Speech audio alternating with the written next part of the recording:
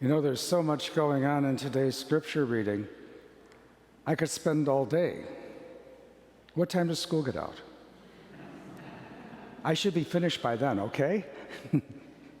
Wouldn't you like that? But you'll miss lunch, won't you? And you'll miss math and reading and all those other good stuff, right? So we'll keep it short, okay? So you can back and have fun in school, right? Good. You know, Paul is all over the place. He's in what we would say modern day Turkey and Greece in today's readings. Has anybody ever been to Turkey or Greece? Oh, you have, okay. They're beautiful places. Father Jerry and I went on the pilgrimage in the footsteps of St. Paul. And it was a great trip because we walked where Paul walked and we saw the cities that he saw. And what Paul did was he left Jerusalem after he persecuted the early Christian community, was struck down by God on the roadside. By the way, there's no horse. That was Caravaggio. He was struck down and he changed and he began to spread the good news, the gospel, to the people who were Gentiles. Those are people who are not Jewish. And then many of them became followers of Jesus because what he did was he told them who Jesus is. The God who walks with us. He starts off in the desert where they walk for 40 years to the promised land. And then he talks about getting a king. And then he talks about John the Baptist. And John the Baptist says, there's the Son of God. It's not me. It is he.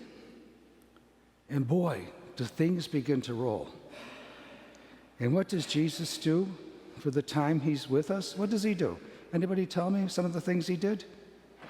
What are some of the things Jesus did when he was with us? Yes, sir. He stayed in the desert for 40 days to get ready to do his work. Yes, dear.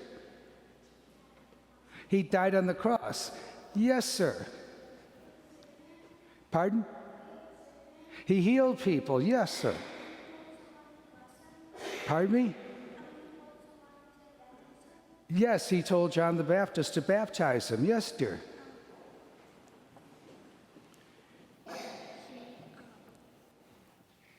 Having a brain freeze like me all the time? Okay. I do that all the time, so don't worry about it. Yes, sir.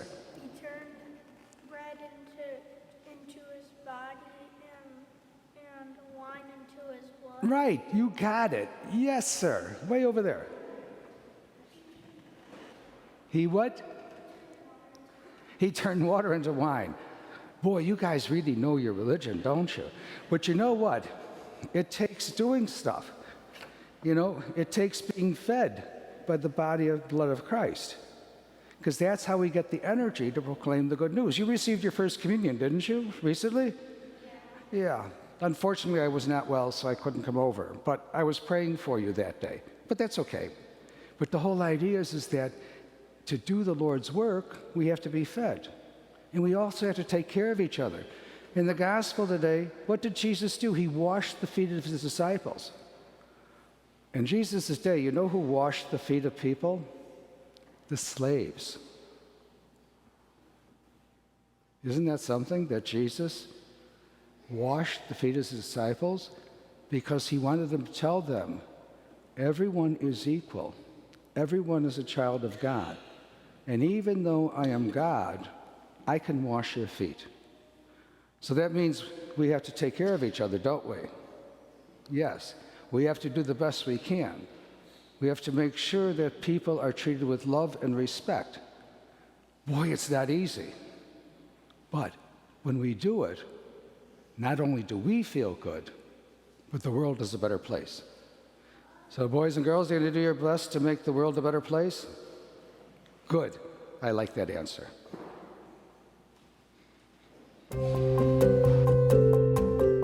Thank you for participating in the digital liturgy today.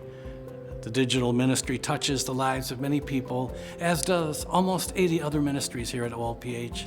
Grateful for the community that connects to OLPH through this digital forum.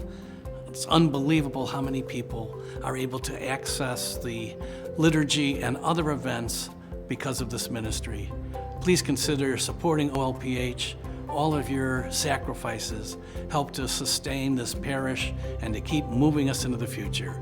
Thank you very much, and keep watching.